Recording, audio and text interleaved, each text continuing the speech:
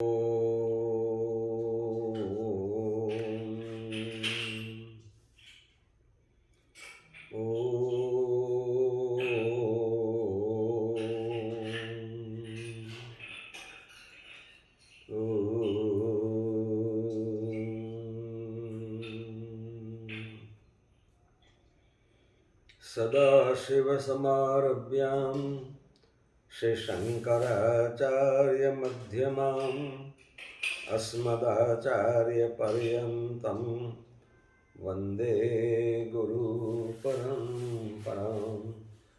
नमो दिव्ये महादिव्ये शिवाय सततं नमः। नमः प्रकृतिभद्राय नियता प्रणता स्मतां कुरु। ओम नमः शिवाय। ओम सद्गुरुचरणकमलेभ्यो नमो नमः।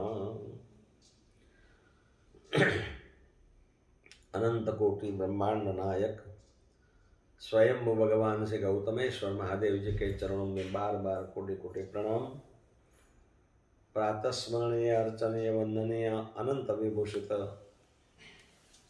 ब्रह्मलीन पूज्यपाद गुरुदेव के चरणों में बार बार कोटि कोटि प्रणाम एवं अनंत विभूषित सनातन धर्म के आधार स्तंभ प्रातः स्मरणीय अर्चनीय वंदनीय समस्त आचार्य भगवान के चरणों में कोटि कोटि वंदन। क्षोत्रिय ब्रह्मनिष्ठ परम पूज्य परिवाजकाचार्य अनंत श्री विभूषित श्री समस्त संत वृंद के चरणों में कोटि कोटि प्रणाम। आत्मस्वरूप बंधुओं एवं भक्तवती माताओं, युवान दोस्तों, प्यारे बच्चों, आपके सबके हृदय में विराजमान भगवान को मेरा प्रणाम। करत करत अभ्यास ते जड़मति होय सुजान। जिसका अभ्यास होगा जीवन में वो जड़मति होगा तब भी सुजान हो जाएगा। इसलिए अभ्यास किसके करते हैं हम। और उपनिषदों ने, गुरुजनों ने, शास्त्रकारों ने यही कहा कि स्वाध्याय मां प्रमदः, स्वाध्याय में प्रमाद नहीं करो। देखो बचपन में हम लोग साइकिल चलाते थे।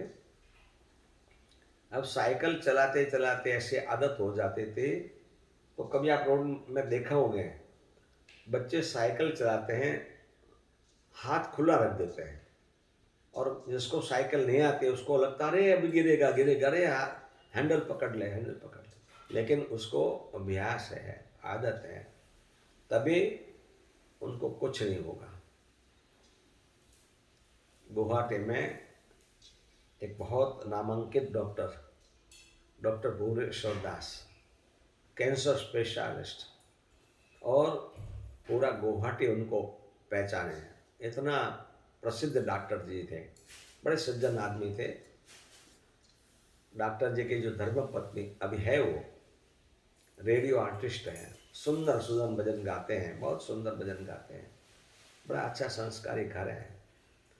हम वहाँ एक दफ़ा रुके थे, 2 महीना माँ कामाक्षा का अनुष्ठान चल रहा था, तो सुबह मिलते थे, हमारे कमरे में आते थे, हम उनके पास भी जाते थे कभी कभी। डॉक्टर साहब गुड मॉर्निंग, डॉक्टर साहब, अरे बाबा गुड मॉर्निंग गुड मॉर्निंग। ऐसे फिर हमारी बात को मानने लगे। कभी हम उनको बाहर ले जाते थे और स्वीकार करते थे, तो मैंने समझा हमारी बात को मानेंगे।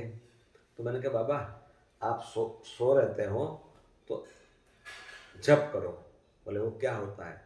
तो मैंने माला दिखाई, उसको सिखाया, पंचाक्षर मंत्र का ऐसे जप करते हैं सिखाया। बोले ठीक है मैं कोशिश करूँगा। माला दे दिया। दूसरे दिन जब मिले, बोले बाबा गुड मॉर्निंग। मैं कहा गुड मॉर्निंग। बोले बाबा एक पहले माला आपकी वापस ले लो, मेरे से नहीं हो पाएगा। आप बोलो तो अभी मैं 10 ऑपरेशन कर सकता हूँ, ये मुश्किल काम है, और आप ज़्यादा बोलते हो, आप भी बोलना कम कर दो, नहीं तो आपको कैंसर हो जाएगा। देखो अभ्यास नहीं था। अभ्यास उनका नॉलेज था ऑपरेशन करने का, कैंसर में निष्णात का, पेशेंट को करना। अभ्यास नहीं था माला करने का। अब जिस चीज़ का आपको अभ्यास नहीं है और पूरी जिंदगी वो क्या है वही आपको याद रहेगा। अंतिम समय में भगवान कृष्ण ने भी कहा है भगवत गीता में कि अंतिम समय में जैसी आपकी इच्छाएं होगी, जैसी आपकी मति होगी, वैसे ही गति होगी। तो इसीलिए हम बार बार कह रहे हैं कि भाई पूजा पाठ का प्रयत्न करो, रोज की आदत बना लो, बच्चों को भी सिखाओ, रोज बच्चों को प्रणाम करने का सिखाओ, रोज भगवत स्मरण करने, भले 1 मिनट तो 1 मिनट, उनको आदत बन जाएगी तो उनको कोई दिक्कत नहीं हो आगे जाके। एक सज्जन के पास में तोता था और बहुत सज्जन आदमी थे, पूरे मोहल्ले वाले उनको बहुत अच्छी तरह से रिस्पेक्ट सम्मान देते थे। अब उस तोता को उसने कितनी सालों तक रामायण पढ़ाई और सुंदर सुंदर राग से रामायण की चौपाई तोता बोलता था और उस सज्जन जी को आनंद आता था। बड़े भाव से तोता रामायण का पाठ करता था और वैसे तोते का कंठ मधुर होता है, सबको अच्छा लगता है, तो सज्जन सुन के बहुत खुश होते थे। ऐसे जीवन नैया आगे चलते थे। एक दिन पिंजरे से तोते को बाहर निकाल के और खुद पूजा कर रहे थे, तोते को पास में बिठाया था। तोता रामायण की चौपाई सुना रहा था और पता नहीं कहाँ से बिल्ली आई और उसको जब पकड़ लिया तोते को, तो उस टाइम में वो तो उसका अंतिम समय था, बिल्ली उसको तो मारने वाली थी। तो तोता टै टै टै टै करने लग गया, रामायण की चौपाई भूल गया। सज्जन को बहुत बड़ा दुख हुआ। एक तो तोता गया, इसका दुख हुआ, लेकिन वो आध्यात्मिक जीव था सज्जन, बहुत रोने लग गया, चिल्लाने लग गया, अरे मेरा तोता चला गया। आसपास वाले पड़ोस वाले सब आ गए, उनको आश्वासन देने लग गए, अरे आप बाबूजी शांत रहो शांत रहो। और कोई चीज जाते है तो घर वालों को दुख भी होता है ना, अरे हम दूसरा तोता ले आएंगे। बोले खैर मैं समझता हूँ कि उसकी आयुष पूरी हो गई होगी तभी वो बिल्ली निमित्त बनी, लेकिन मुझे दुख ये है कि मैंने उसको रामायण सिखाई थी और रामायण की चौपाई बोलता था और मेरे सामने ही बिल्ली ने उसको पकड़ लिया। तो उसको कितनी सालों मैंने रामायण सिखाई थी और रामायण की चौपाई, वो रामायण की चौपाई नहीं बोला, वो टै टै टै करने लग गया। तो हमको भी दुख हो गया कि अरे राम राम, ए प्रभु कहीं यमराज हमको पकड़ेंगे, उस समय में तो रामायण के चौपाई मैं भूल नहीं जाऊंगा, भगवान का भजन भूल नहीं जाऊंगा, और क्या मैं भी तोते की तरह टै टै टै करता रहूंगा, दुख व्यक्त करूंगा, हाय हाय करता रहूंगा, बजाओ बचाओ बचाओ ऐसा करता रहूंगा। ये प्रभु मेरे पर कृपा करो, प्रभु मेरे पर करो, इसीलिए मुझे बहुत दुख हो रहा है। तो सज्जनों ये सीखना है, यदि स्वाध्याय नहीं होगा, यदि इसकी प्रैक्टिस नहीं होगी तो अंत समय में नारायण नारायण नारायण नाम याद नहीं रहेगा, राम राम नहीं रहेगा, ओम नमः शिवाय नहीं रहेगा, माँ माँ नहीं याद रहेगा, गुरु का स्मरण नहीं होगा। और बच्चों को बुलाओ, डॉक्टर को बुलाओ। एक रामायण के निष्णात हमारे पास आते थे, कई साल पहले की बात है, हम 3-4 मिलके सुंदर राग से रामायण गाते थे और पंजाब के भक्त थे, बहुत रामायण का अभ्यासों थे। भावनगर में उसके बेटे के यहाँ उसको अटैक आ गया सुबह 3 बजे, तो उसने बेटे को उठाया कि भाई मुझे बहुत दर्द हो रहा है, जल्दी से डॉक्टर ले आओ, जल्दी से डॉक्टर ले आओ। अब 3 बजे डॉक्टर कौन उठेगा, तो कहा भाई थोड़ा पिताजी थोड़ा समय हो जाने दो, मैं डॉक्टर को बुला के लाता हूँ। तो वो चिल्लाने लगे, क्या तुम्हारे भावनगर में डॉक्टर मर जाने के बाद आता है, जल्दी जाओ डॉक्टर लाओ, मुझे बचाओ मुझे बचाओ। और देखो रामायण का ये सत्य घटना में सुनाता हूँ, नाम नहीं दूंगा किसी का, लेकिन ये सत्य घटना है। इसलिए प्रभु से प्रार्थना करना कि प्रभु हमारी मति जो है ब्रह्म ध्यान में रहे, आत्मचिंतन में रहे, गुरु ध्यान में रहे, इष्ट ध्यान में रहे, और अंतिम समय हमको कुछ याद ना आ जाए। ये जो माया है उसके माइक पदार्थ यदि आप में घुस गए, उसकी जड़ अंदर घुस गई, तो अंत समय में माया याद रहेगी।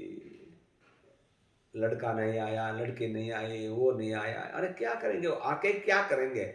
आपको बचा तो सकते नहीं है। केवल ईश्वर नाम आपको परम शांति देगा। इसीलिए हम बार बार नाम स्मरण के लिए कह रहे हैं कि उसका अभ्यास बढ़ाओ। सज्जनों, आपको यही हमारी करबद्ध प्रार्थना है कि इसका स्वाध्याय करना। अंत समय में नहीं आया, आपको याद आएगा। जैसे वो तोता टैंटे करने लग गया, रामायण की बहुत चौपाई बोलता था, लेकिन अंत समय में इस स्थिति हो जाती है। और अंत समय में मति सो गति। फिर एक एक भले लेट हो जाए। एक दृष्टांत एक छोटा सा बताता हूँ। एक संत महात्मा ने कहा था कि मेरा शरीर छूट जाएगा तो घंटी बजेगी। अब शिष्य बड़ा गुरु से की पर श्रद्धा रखने वाला था। शरीर छूट गया, घंटी बजी नहीं। गांव वाले सब भक्त लोग आ गए, बोले अंतिम समय है, क्रिया करो।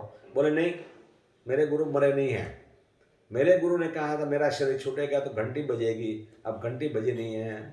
अब 3 दिन तक महाराज मृत शरीर को छूने नहीं दिया। तो इसलिए फिर एक महात्मा उनके मित्र थे, उसको पता चला कि देखो देखो ये महात्मा चले गए और उनका शिष्य जो है वो नहीं कर रहा है, अंतिम क्रिया नहीं करने आ रहा है। और महात्मा आए, उसने शिष्य को समझाया। बोले नहीं गुरुजी, मेरे गुरु ने कहा है वो सत्य होता है, उसमें गलत होता ही नहीं कभी। तो मैंने डेड बॉडी को तो उधर ले लिया था। बोले तुम्हारे गुरुजी का शरीर छूटा था वो कहाँ थे? बोले इस यहाँ थे, एक बेर का वृक्ष के नीचे उनकी बेड थी, वहाँ वो संत सो गए जो उनके मित्र थे वो। और उस पर देखा तो एक बेर पका हुआ ऊपर था। उसने बेर को लेके ऐसा पिसा दिया, तुरंत घंटी बजी। अब क्या इसका अर्थ हुआ कि अंतिम समय में इतना भजन करने वाले संत का भी बेर में ध्यान गया और बेर में वो कीड़ा बन के रह गए थे। जब उस बेर को पिसा दिया गया, तुरंत घंटी बजी। तो इसीलिए अंतिम समय में हमारा ध्यान कहीं न रहे, परमात्मा में रहे। वो समय ठीक करने के लिए अभी से प्रैक्टिस करनी पड़ेगी। इसलिए आप लोगों को भगवान से प्रार्थना करना कि हमारा अंतिम समय आने वाला तो है ही सबको, उसमें निश्चित बात है, वो कोई छुटकारा नहीं है। कोई ऐसा कह नहीं सकता कि मैं 200 साल 500 साल 1000 साल जीऊँगा। नाम लिया है उसका तो नाश अवश्य है ही। इसलिए अभी से तैयारी करो। भले आपकी उम्र छोटी हो तब भी उसकी प्रैक्टिस करो, स्वाध्याय करो। स्वाध्याय माँ प्रमदः, स्वाध्याय में आलसी मत बनो। जैसे खाने में आलसी नहीं बनते हैं, काम में आलसी नहीं बनते हैं, वैसे भगवान के भजन में भी आलसी नहीं बनना चाहिए। ओम शांति।